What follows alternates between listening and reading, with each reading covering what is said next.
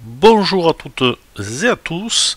Alors avant de vous parler des nombres et de leur aspect dualitaire, pour celles et ceux qui souhaitent se former donc à la numérologie, n'hésitez pas à me contacter par l'intermédiaire de mon site internet au www.numérologueconseil.com afin de pouvoir discuter des modalités des formations individuelles, je précise, par téléphone. Voilà, donc chaque nombre est une énergie qui nous représente. Hein. Donc à partir de là, ça permet, la numérologie permet de faire ressortir des tendances. Donc là, je vais partir sur une description généraliste, mais qui est juste, qui permet un peu d'aborder les deux aspects d'une même énergie, en positif et en négatif, en fonction de comment est aspecté le thème natal d'une personne. Donc, nous allons commencer par, évidemment, le nombre 1. Alors, en positif, donc, les personnes qui sont liées au nombre 1 sont souvent je dirais, des leaders naturels. Elles ont la capacité de motiver les autres. Là, on est sur une énergie positive et équilibrée. Et de prendre des décisions fermes. Ça, c'est ça le 1. C'est le 1 qui sait où il doit aller. Leur confiance en soi leur permet de se démarquer dans des situations au sein de groupes. Elles n'hésitent pas à prendre des initiatives. Donc ce sens de l'initiative les pousse à créer de nouvelles opportunités et à explorer des chemins parfois inédits et innovateurs, ce qui en fait des pionniers dans leur domaine. Le 1 est synonyme d'autonomie, entre autres. Ces individus préfèrent souvent compter sur eux-mêmes et apprécient leur liberté, donc cela leur confère une grande force intérieure. Une grande confiance. Alors, si on prend maintenant l'aspect négatif du 1, c'est-à-dire le 1 déséquilibré, donc, leur forte volonté et leur désir de diriger peuvent parfois les amener à négliger les besoins des autres, ce qui peut être perçu comme de l'égoïsme, ce qui est le cas.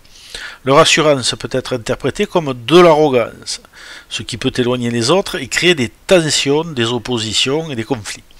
Le besoin de toujours avancer peut les conduire à des décisions hâtives, donc impulsives, sans évaluer toutes les conséquences de leurs actes, ce qui peut causer des problèmes à long terme.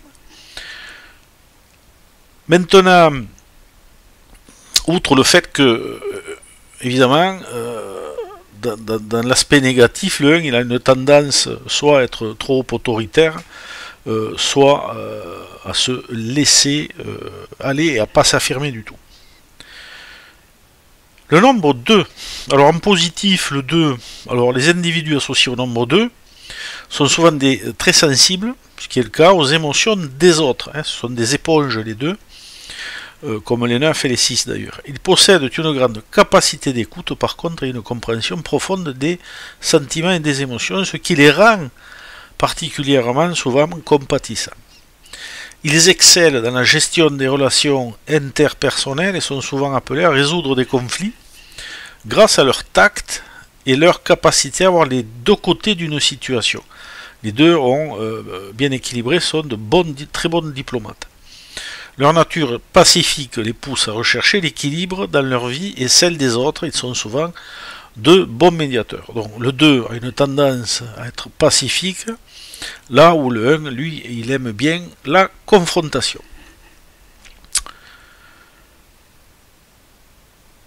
En négatif, le 2, alors leur besoin d'autonomie peut les rendre dépendants des autres pour leur bonheur, ce qui peut mener à des relations déséquilibrées. Donc dépendance, soumission, qu'on peut voir dans des côtés négatifs. Leur empathie peut les amener à craindre de blesser les autres aussi, et donc de ne pas oser dire, les rendant parfois indécis et incapables de prendre des décisions claires. Voilà, donc ils sont dans l'indécision et le doute. Par peur de la confrontation, ils peuvent ignorer des problèmes cruciaux, ce qui peut finalement causer plus de dégâts plus de dégâts dans leur relation. Ça, c'est une évidence. Le nombre 3, alors en positif, le 3 est fortement associé à la créativité. Donc les personnes qui ont ce nombre ou cette énergie sont souvent artistiques, créatives dans la communication et aiment s'exprimer par divers moyens, suivant le cas, que ce soit à travers les arts, la musique, l'écriture ou toute autre chose. Alors leur charme naturel les rend sociables et aimés des autres, ou appréciés. Ils apprécient les interactions sociales et savent apporter de la joie dans un groupe.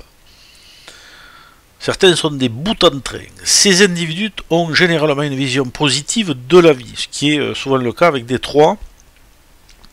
Leur enthousiasme et leur joie de vivre sont contagieux, inspirant souvent ceux qui les entourent.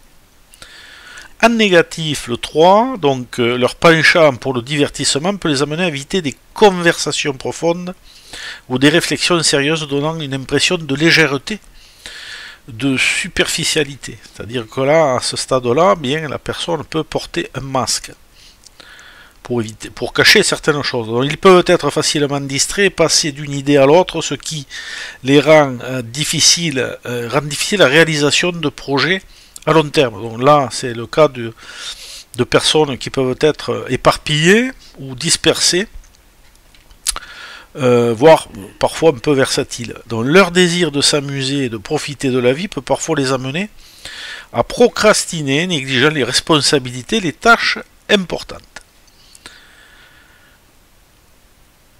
Au niveau du 4, en positif, le 4 est associé donc à la stabilité, la discipline et les fondations solides. Les personnes liées donc à ce nombre sont souvent organisées et aiment construire des bases solides dans leur vie. Elles sont généralement très travailleuses, déterminées à atteindre leur objectif et à fournir des efforts constants, ce qui est une réalité. Leur nature pragmatique les rend fiables. Les autres peuvent compter sur elles dans les moments difficiles. En négatif, le 4, donc leur besoin de structure peut les rendre inflexibles, trop structurés, trop limités, incapables de s'adapter au changement, ce qui est le cas aussi, ou de sortir de leur zone de confort par peur de perdre leur stabilité, leur sécurité. Ce désir de bien faire peut conduire à un perfectionnisme excessif, provoquant du stress et de la frustration. Leur approche pragmatique peut parfois les empêcher d'explorer des idées innovantes ou créatrices. Donc dans ce cas-là, ils sont trop limités dans leur schéma, trop structurés. Alors, pour le nombre 5, en positif, le 5 est associé donc à la liberté, à l'exploration, à la découverte. Ces personnes aiment les nouvelles expériences et ont un fort désir d'aventure, de s'ouvrir au monde. Elles sont flexibles et capables de s'ajuster rapidement au changement.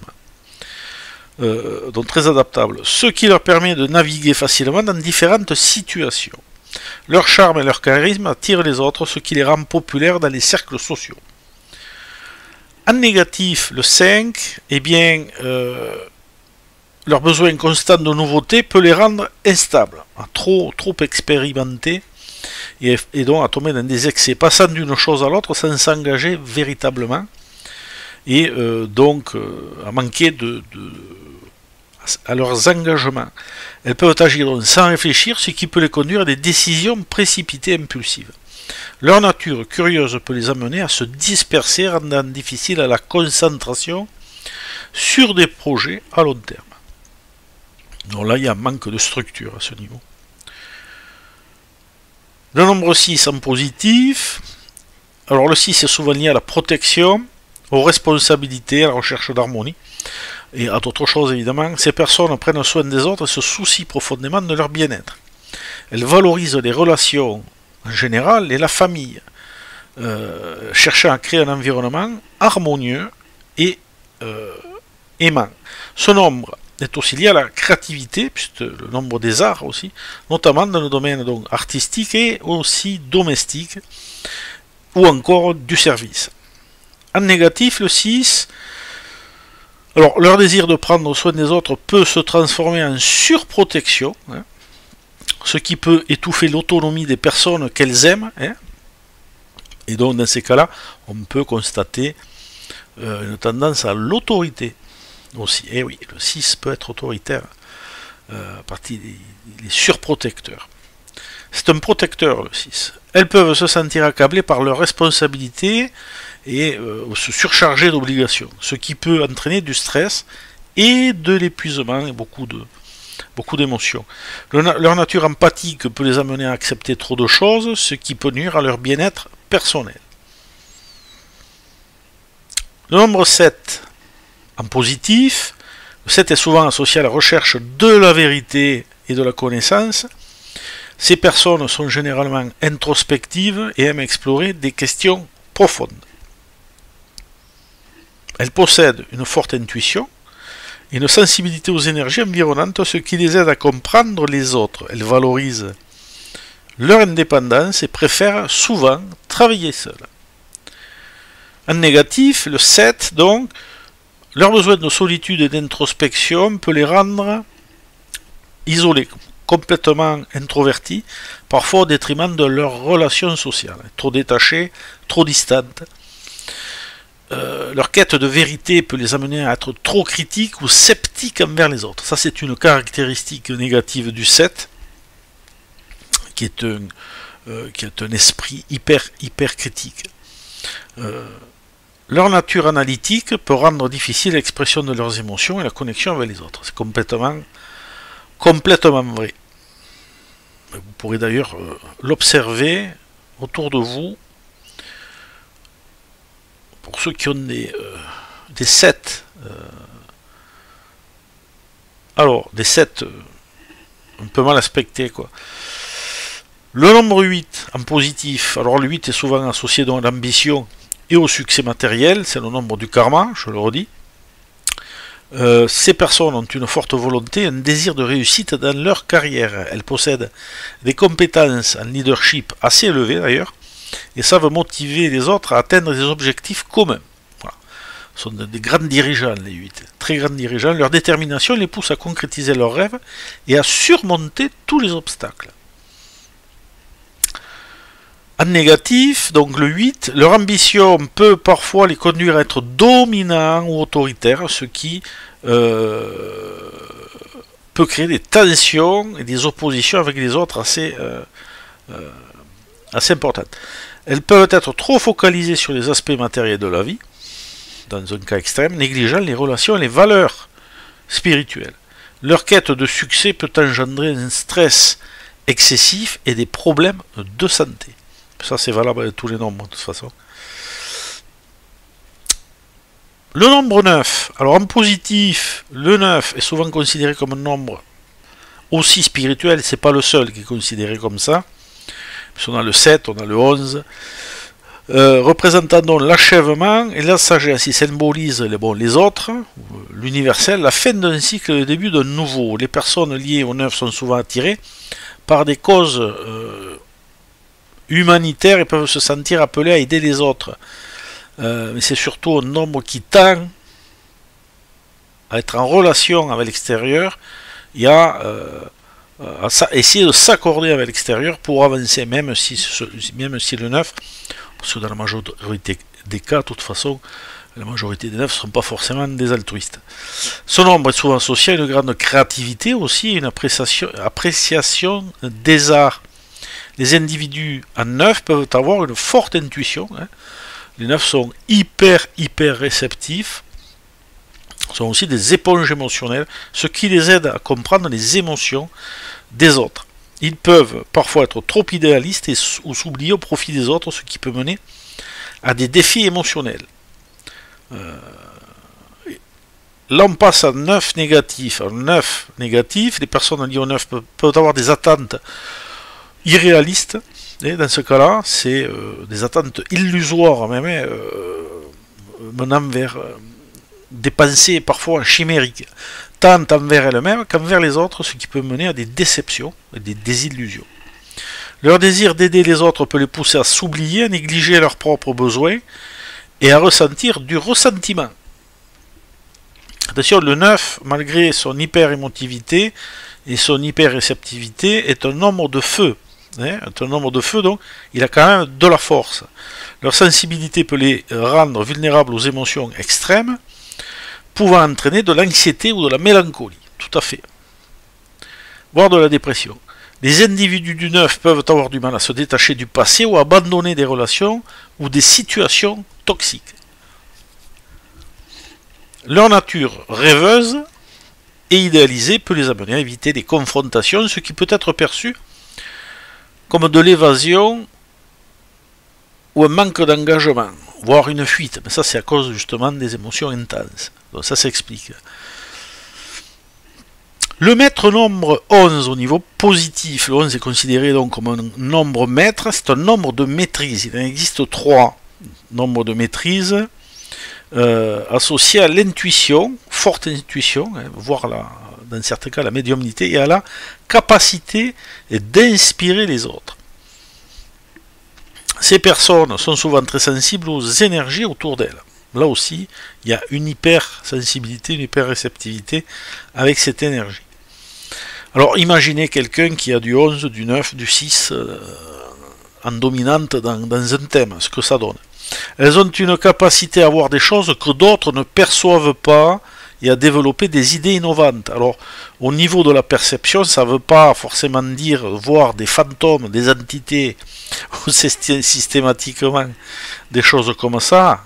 Effectivement, ça amène une perception par rapport au monde subtil, mais percevoir avec un 11, c'est que les 11, beaucoup d'11 ont la capacité à percevoir même des systèmes concrets, à les comprendre avant les autres, ou mieux que les autres. C'est comme ça fait partie de l'énergie et donc de l'énergie de ces personnes-là. Donc, en négatif, le 11, maître nombre 11, donc leur sensibilité peut les rendre vulnérables à l'anxiété et au stress émotionnel, comme on le sait, maître nombre 11, comme je l'ai expliqué des milliards de fois dans mes textes vidéo, dans mes cours, tout ça, c'est un nombre qui tend énormément vers l'anxiété, le stress et l'émotionnel, ce qui fait que si on ne canalise pas cette partie-là, c'est comme ça qu'on a des difficultés ou que beaucoup de gens n'arrivent pas à exploiter le potentiel du 11. Elles peuvent avoir du mal à exprimer leurs besoins donc, et à se défendre, souvent à cause de leur nature introspective. Il a aussi ce côté-là, comme le 2 d'ailleurs. Elles peuvent éviter les conflits, ce qui peut, ou elles veulent éviter le conflit, ce qui peut conduire à des frustrations non exprimées. Mais le nombre, il est 11, si on le pousse dans ses retranchements, on peut le pousser à une forte colère. Il ne faut pas oublier que dans le 11, il y a 2 fois le 1. Les confrontations peuvent être parfois électriques. Le maître nombre 22, maintenant positif, il symbolise la capacité à transformer des rêves en réalité, puisque c'est le bâtisseur. Ces personnes ont une vision claire et sont souvent excellentes dans la planification, l'organisation en général. Ça peut aussi être des super médiums, entre autres choses. Elles possèdent un leadership charismatique et inspirant, capable de rassembler les autres autour d'un but commun. Leur approche pratique leur permet de réaliser de grandes choses tout en gardant les pieds sur terre. En négatif, le 22, donc leur ambition peut créer une pression intérieure intense pouvant conduire à l'épuisement, voire dans certains cas historiques à la folie. Leur besoin de contrôler les choses peut rendre difficile la délégation de tâches, ce qui peut entraîner un surmenage très intense. Leur désir de succès peut engendrer une peur paralysante de l'échec, ce qui peut les empêcher de prendre aussi des risques. C'est suivant. Enfin, le maître nombre 33 en positif, c'est un maître enseignant, symbolise l'altruisme et la compassion. Ces personnes sont donc motivées par le désir d'aider les autres et de contribuer à un monde meilleur. Vous verrez les 33 ou 6 de 33 sont très empathiques. Ils sont souvent tournés vers les autres. Elles sont capables, donc ces personnes sont capables d'inspirer et de motiver les autres par leur sagesse et leur énergie positive. Ce nombre, c'est vrai qu'il y a beaucoup de positivité, c'est un double 3. Hein. Ce nombre est également lié à une forte créativité, souvent utilisée pour exprimer des idées qui soutiennent toujours l'environnement ou l'extérieur ou les autres. En négatif, de 33, eh bien, le désir d'aider les autres peut les amener à se sacrifier, négligeant leurs propres besoins. Ça, c'est une réalité. On le retrouve dans le 9, on le retrouve dans le 6, et on va le retrouver dans le 2, ça aussi. Donc dans le 33, mais dans une dimension souvent un peu plus intense, on va dire. Leur sensibilité peut les rendre vulnérables à des émotions intenses, les plongeant parfois dans la mélancolie. Quand ils sont en colère, les 33, ou quand ils ne sont pas contents, ils piquent aussi. Ces personnes peuvent avoir du mal à établir des limites saines, ce qui peut entraîner des relations déséquilibrées.